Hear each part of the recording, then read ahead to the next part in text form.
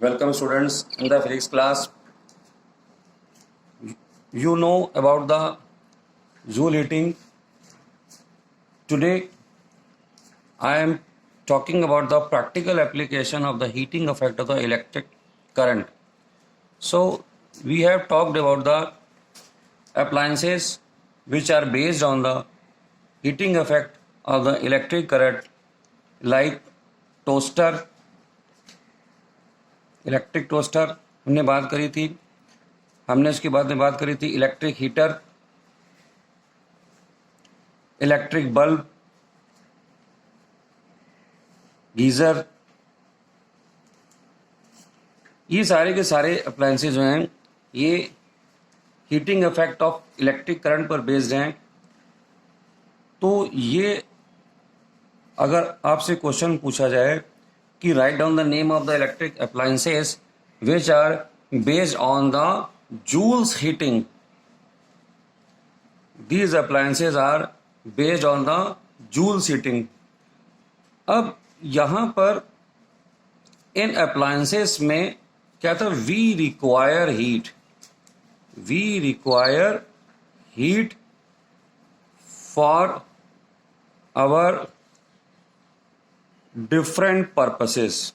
ये हमको हीट चाहिए थी यहां पर, ठीक है. Now will talk about the two cases. One of the electric bulb. यहां क्या, जब भी इलेक्ट्रिसिटी हम पास करते हैं the bulb glows and you get the light. Second case हम एक और बात करेंगे, इलेक्ट्रिक फ्यूज. इसके बारे में अभी तक कोई बात नहीं की गई है. इलेक्ट्रिक फ्यूज ये एक ऐसा डिवाइस है जो सेफ्टी डिवाइस है, सर्किट में यूज करते हैं. ये भी जूल हीटिंग से ही रिलेटेड है, जूल हीटिंग पर ही बेस्ड है. तो अगर हम बात कर रहे हैं यहाँ पर इलेक्ट्रिक बल्ब की, तो इलेक्ट्रिक बल्ब में जब करंट पास हो रही है तो लाइट मिल रही है. तो इलेक्ट्रिक बल्ब में है क्या, you have a tungsten wire in the electric bulb. ये आपका इलेक्ट्रिक बल्ब है यहां पर, और आगे क्या कहते हैं, यहां पर दो पॉइंट रहते हैं जिसकी हेल्प से आप इसको यूज करते हो. तो यहां पे एक लगा रखा है टंगस्टन वायर. टंगस्टन वायर की जो मेल्टिंग पॉइंट है, it has a very high melting point, 3380 degree centigrade. ये इसका जो है मेल्टिंग पॉइंट है. So when we pass a current in the electric bulb, this wire get heated and you get the light. तब हमें light मिल रही है. But this light comes to you on the basis of heating of this this tungsten wire. This tungsten wire is very high melting point. Then it becomes red hot and it gives you the light. One more thing, we put here the nitrogen gas also, so to increase the life of this electric bulb, because otherwise it will get oxidized and very soon it will get destroyed. So this is the way we use the electric bulb to get the light, but ultimately it is based on the Joule's heating. We are heating the wire. The second thing is the electric fuse. आपने इसके बारे में सुना होगा. Fuse घर पे लगाते हैं अपने इलेक्ट्रिकल सर्किट की सेफ्टी के लिए. तो जो इलेक्ट्रिक फ्यूज है ये क्या है, it is a safety device. It is a safety device used in the domestic या कमर्शियल भी, कमर्शियल इलेक्ट्रिक सर्किट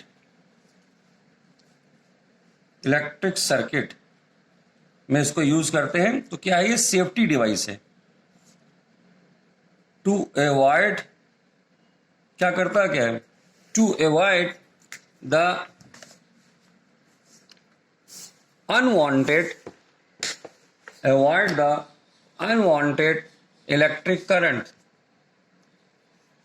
अनवांटेड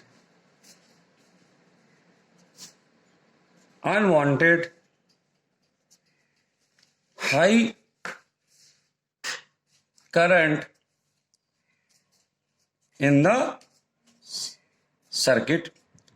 तो अगर हमारे सर्किट में ज्यादा करंट आ रही है तो उसको अवॉइड करने के लिए हम इसको लगाते हैं। अब ये कैसे करंट ज्यादा आ जाती है, कभी अगर जो हम देखते हैं सप्लाई है इलेक्ट्रिसिटी बोर्ड की, वहां से वोल्टेज बहुत ज्यादा हो जाए तो इस केस में ऐसा हो जाता है। और आपने पढ़ा था कि H is equal to I square R T, ये फॉर्मूला था हीट जनरेशन का। तो इस केस में क्या होगा, सर्किट में बहुत हाई करंट फ्लो करेगी और हमारे जो अप्लायंसेज हैं वो डैमेज हो जाएंगे, चाहे वो रेफ्रिजरेटर हो, टीवी हो, ये सब डैमेज हो जाते हैं। तो इसकी सेफ्टी के लिए हम लोग यूज करते हैं electric fuse. Again electric fuse is based on the heating effect और द जूल हीटिंग। कैसे इसको यूज करते हैं, देखिए ये एक आपके घर में होता है लिव वायर जहां से करंट आती है, और दूसरा एक होता है आपका वायर न्यूट्रल वायर जहां से करंट जाती है। इस लिव वायर के साथ सीरीज में इसको यूज कैसे करते हैं, fuse is connected in series with live wire। इसकी इंस्टॉलेशन कैसी होती है, इसके साथ में ये यहां से करंट आ रही है तो हम क्या करते हैं यहां पर इसके साथ में सीरीज में इसको लगा देते हैं, यहां पर ये लगा दिया और फिर इसके बाद में सर्किट में करंट जाती है। हमेशा इसको हम लगाएंगे लिव वायर के साथ में, क्योंकि करंट के आते ही ये अगर हाई करंट आएगी तो ये मेल्ट कर जाता है। अब ये वर्क कैसे करता है, दूसरी बात इसकी वर्किंग क्या है। We have fuse wire of different rating of 1 ampere, 2 ampere, 5 ampere, 10 ampere and 15 ampere. इसकी रेटिंग करंट के बेसिस पे होती है। इस रेटिंग का क्या मतलब है, ये जो मैं यहां पर मेंशन कर रहा हूं, इस रेटिंग का मतलब ये है, ये जो रेटिंग हम बात कर रहे हैं कि हमको हमारा जो सर्किट है उसमें मैक्सिमम कितनी करंट फ्लो हो सकती है, उसके अकॉर्डिंग इस फ्यूज वायर का सिलेक्शन किया जाता है। जनरली घर में हम 5 एम्पियर का फ्यूज वायर यूज करते हैं यहां पर, और जब कमर्शियल लेवल पे जाते हैं तो 10 एम्पियर या 15 एम्पियर का भी लगाते हैं। अब अगर आप अपने घर में इलेक्ट्रिक गीजर यूज कर रहे हैं जहां ज्यादा करंट लगती है तो वहां पर उसके साथ में हम 10 एम्पियर और 15 एम्पियर का फ्यूज वायर भी लगा सकते हैं। तो वर्किंग कैसे कर रहा है, पहले तो हमें स्पेसिफिकेशन सेलेक्ट करना पड़ता है अपने सर्किट के अकॉर्डिंग कि कितने एम्पियर का वायर, कितने एम्पियर का फ्यूज है यहाँ पर हम लगाने वाले हैं। देन हमारा सेकंड स्टेप क्या है, we put the fuse in series. ये सीरीज में लिखते हैं हम लोग, सीरीज विद लिव वायर। अब क्या हुआ, when high current flows in the circuit, this fuse get melted। ये क्या हो जाएगा, मेल्ट कर जाएगा एंड सर्किट को ब्रेक कर देगा, एंड ब्रेक्स द सर्किट। अब सर्किट में करंट नहीं जाएगी और सर्किट हमारा सेफ हो गया। फ्यूज वायर है क्या, ये तो हो गई वर्किंग, किस तरह से काम करता है, स्पेसिफिकेशन पहले पता होना चाहिए। करता है क्या, खुद मेल्ट कर जाता है। मेल्ट क्यों करता है, यहां जो देखिए इक्वेशन लिखिए H equal to I square R T, I ज्यादा जाएगा तो मेल्ट कर जाएगा। इसका और स्पेसिफिकेशन क्या है फ्यूज वायर का, क्या खास बात होती है, it is A low melting point device, इसकी मेल्टिंग पॉइंट लो होनी चाहिए इसकी, और रेजिस्टिविटी हाई होनी चाहिए, तभी यहां पर हीट जनरेट होगी। एंड हाई रेजिस्टिविटी, रेजिस्टिविटी इसकी हाई होनी चाहिए तभी हीट जनरेट होगी यहाँ पर। तो दो बातें, मेल्टिंग पॉइंट लो होना चाहिए, बहुत ज़्यादा हाई मेल्टिंग पॉइंट होगा तो ये मेल्टिंग नहीं करेगा, और रेजिस्टिविटी इसकी हाई होनी चाहिए। और दूसरा क्या है, ये एक अलॉय का बनाया जाता है एंड मेड ऑफ एलॉय, इसको एलॉय का बनाते हैं अलग अलग मेटल्स मिलाकर, जिससे कि ये ऑक्सीडाइज ना हो। तो ये हो गया हमारा all about the fuse. Yes, students, you have a question now in the form of numerical. We have an electric iron of the 1 kilowatt electric power operating with a 220 volt supply. What should be the specification of the fuse? इस specification का मतलब ये है कि हम कितना यहाँ पर एम्पियर का फ्यूज लगाएं। पावर आपको दे रखी है 1 किलोवाट, मतलब 1000 वाट पावर है हमारे पास में इस डिवाइस इलेक्ट्रिक प्रेस की। और जो वोल्टेज मैं अप्लाई कर रहा हूँ, ये वोल्टेज है मेरा यहाँ पर 220 वोल्ट यहाँ पे लगाया है। अब जो फ्यूज वायर है वो उसकी स्पेसिफिकेशन करंट के बेसिस पर है। तो हमारे पास में एक फार्मूला था P = V × I। तो यहाँ से जो I हो जाएगा वो हो जाएगा P/V। P हमारा यहाँ पर है 1000, ये है 220 वोल्ट यहाँ पर। इसको जब डिवाइड करेंगे तो मिल जाएगा 4.5 एम्पियर की करंट। तो इसका मतलब इस इलेक्ट्रिक प्रेस की वजह से 4.5 एम्पियर की करंट फ्लो होने वाली है। तो जो फ्यूज वायर होना चाहिए इससे ज़्यादा स्पेसिफिकेशन का होना चाहिए। So we will employ fuse of 5 ampere. अब आपको ये इसी तरह से और पावर दे देगा, कभी न्यूमेरिकल में वोल्टेज दे देगा और आपको कहेगा हमने एक फ्यूज लगा रखा है वहाँ पे पर्टिकुलर एम्पियर का, मान लीजिए 5 एम्पियर का लगा रखा है। तो आपसे बोलेगा कि बताइए ये फ्यूज वायर सेफ है कि नहीं, या ये फ्यूज वायर वर्क करेगा कि नहीं करेगा। तो हमको ये देखना पड़ता है वहाँ पर। तो यहाँ पर ये फ्यूज वायर सेफ है, हमने 5 एम्पियर का लगाया है, इससे ज़्यादा करंट आएगी तो ये मेल्ट कर जाएगा। देखिए नेक्स्ट क्वेश्चन हमारा है यहाँ पर, an electric refrigerator rated 400 watt operates for 8 hours per day, what is the cost of electric energy for 1 month. 30 days के लिए हमको निकालना है। तो हमको यहाँ पर ये देखना पड़ेगा कि कितनी, क्या कहते हैं, एक महीने में ये फ्रिज इलेक्ट्रिसिटी यूज करने वाला है। तो हम कैसे करेंगे, टोटल एनर्जी कंज्यूम्ड का हमारे पास में फार्मूला क्या है, E = P × T। ये फार्मूला यूज करते हैं हम लोग एनर्जी कंजम्पशन के लिए। अब यहाँ पर क्योंकि जो इलेक्ट्रिसिटी का रेट है वो यूनिट में दे रखा है, तो यूनिट में देने के लिए हमको जो पावर है उसको पहले देखना पड़ेगा। ये 400 वाट है तो इसको मुझे किलो वाट में बदलना पड़ेगा। तो इसको 1000 से डिवाइड करेंगे तो ये हो जाएगा 0.4 किलोवाट। ये हो गया 0.4 किलोवाट हमारे पास में आ गया। और कितने समय के लिए यूज कर रहे थे, 8 आवर्स। तो ये ठीक है क्योंकि किलोवाट और आवर हमको चाहिए होता है यूनिट के लिए। तो अब आएगा energy consumed per day, energy consumed per day, energy consumed per day कितनी हो गई है। पी हमारा कितना आया था 0.4, आवर्स कितने थे हमारे पास में 8, तो इससे बन गया हमारा 3.2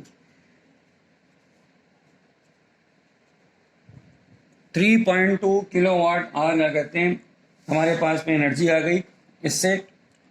और इसको हम लिख सकते हैं 3.2 यूनिट, जो कमर्शियल यूनिट है हमारे पास में। अब आया एनर्जी कंज्यूम्ड इन 30 डेज, तो ये हो जाएगा 3.2 इंटू 30, 96 यूनिट हमने इलेक्ट्रिसिटी खर्चा कर ली। अब आया कॉस्ट ऑफ इलेक्ट्रिसिटी, तो ये कितनी हो जाएगी?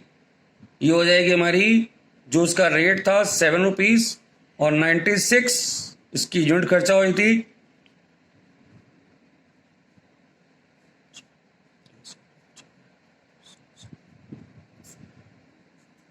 6 ये हो गया हमारा 672 रुपीज हमने यहाँ पर खर्चा कर दिए 1 मंथ के अंदर। Now students see the next question. ये दो सर्किट है, यहाँ पर 10 ओम और 20 ओम के दो रेजिस्टेंस मैंने पहले लगा रखे हैं, इन्हीं दोनों को सीरीज कर दिया है, दोनों को सेम मैंने सप्लाई दी है। तो जब इन क्वेश्चंस को करेंगे हम, तो याद रखेंगे, हम जानते हैं कि पैरेलल में इसके लिए अगर यहाँ करें इसका हम यहाँ सोल्यूशन करेंगे। In parallel both resistances have same potential difference, that is 5 volt. दोनों को सेम पोटेंशियल डिफरेंस मिलने वाला है। यहां पे क्या होगा, इसमें here both resistances will have same current, दोनों को सेम करंट मिलने वाली है यहां पर।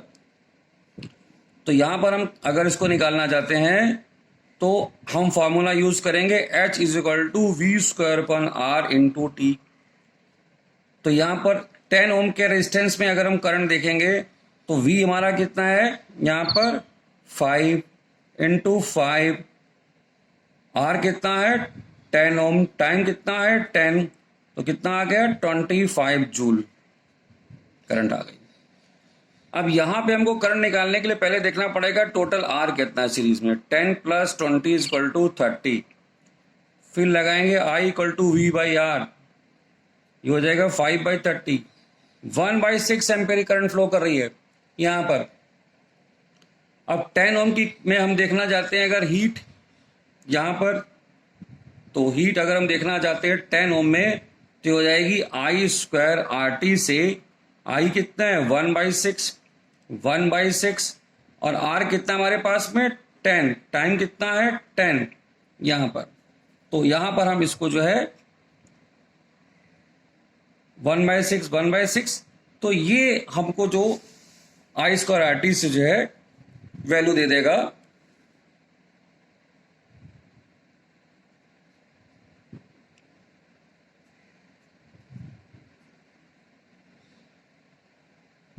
2 5 जा 2 3 जा 2 5 जा, तो ये हो जाएगा आपका 25/9 जूल। स्टूडेंट्स पिछला क्वेश्चन किया था मैंने, उसमें 10 ओम के लिए आपको हीट निकाल के दिखा दिया था। हम उसमें 20 ओम के लिए भी हीट निकाल सकते हैं। और इसमें याद रखिए ये जो हीट हमने यहाँ पर फाइंड की थी इसमें, तो दोनों देखिए यहाँ पर 25 जूल की हीट आई थी 10 ओम के लिए, और यहाँ पे इसके लिए 10 ओम के लिए जो हीट आ रही है 25/9।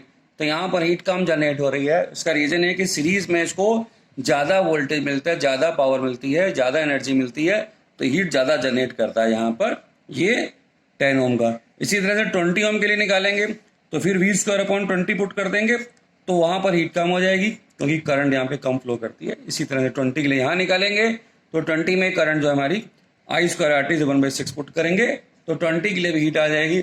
अब दोनों केसेस में 10 और 20 जो हीट है एडअप कर देंगे तो टोटल हीट यहाँ पे कंज्यूम आ जाएगी। यहाँ पर 10-20 हीट निकालेंगे तो भी टोटल हीट दे देगा हमको। यहाँ पर हीट क्योंकि एक स्केलर क्वांटिटी है, तो अलग अलग अगर निकाल रहे हैं इसको तो ऐड कर सकते हैं। यहाँ भी अलग अलग हीट निकाल रहे हैं तो इसको ऐड कर सकते हैं। ठीक है, मेन चीज आती है formula, V square upon R T इसको लगाएंगे और यहाँ पे लगाएंगे I स्क्वायर आर टी। ये ध्यान रखिए, क्योंकि यहाँ सेम करंट फ्लो करती है, यहाँ सेम वोल्ट होता है। ये डेलिबरेटली मैंने आपको क्वेश्चन दिया है कि इन दोनों फार्मूलों को यूज कैसे किया जाता है। ओके, अब इसके बारे में बात आती है हमारे पास में कि एक बल्ब है जिसका स्पेसिफिकेशन है 100 वाट 220 वोल्ट। इसका मतलब क्या होता है कि जब भी हम इस बल्ब को 220 वोल्ट की सप्लाई देंगे तो ये 100 वाट की पावर देगा। It will work at the power of 100 वाट, यानी पर सेकंड ये 100 जूल एनर्जी वहां से ये कंज्यूम करेगा, तभी ऑपरेट करेगा। ठीक है, तो अब यहाँ पर इसको जो सप्लाई वोल्टेज है वो घट गया है, तो हम करते क्या हैं इसके लिए, हमारे पास में एक फार्मूला है V स्क्वायर अपॉन R। ठीक है, पावर इस बल्ब की कितनी है 100 वाट। ये कितने वोल्टेज पे वर्क करता है 220 वोल्ट पे। तो यहां से अगर मैं रेजिस्टेंस निकालना हूं तो इस बल्ब का तो निकल आएगा। V हमारा है 220 अपॉन 100, ये इसका रेजिस्टेंस हो जाएगा। अब जो बल्ब है हम जानते हैं बल्ब के अंदर लगे हुए वायर का रेजिस्टेंस नहीं बदल सकता है, वो फिक्स होता है। तो बाहर बदल क्या रहा है, पोटेंशियल बदल रहा है हमारा वहां पे। तो नया पोटेंशियल हमारा कितना हो गया 110 वोल्ट। तो नई पावर कितनी हो जाएगी P डैश, तो ये क्या हो जाएगा V dash square upon R। V dash कितना है हमारे पास में 110 का स्क्वायर। ये नया पोटेंशियल अभी इसको मिल रहा है, नया मतलब घट गया सर्किट में। R कितना है हमारे पास में 220 अपॉन 100। तो ये काटा 2, ये काटा 2 और ये 100 चला जाएगा ऊपर। तो P dash will be 100 upon 2 into 2, 100 upon 4 equal to 25। तो इस बल्ब की नई पावर हो गई 25 वाट।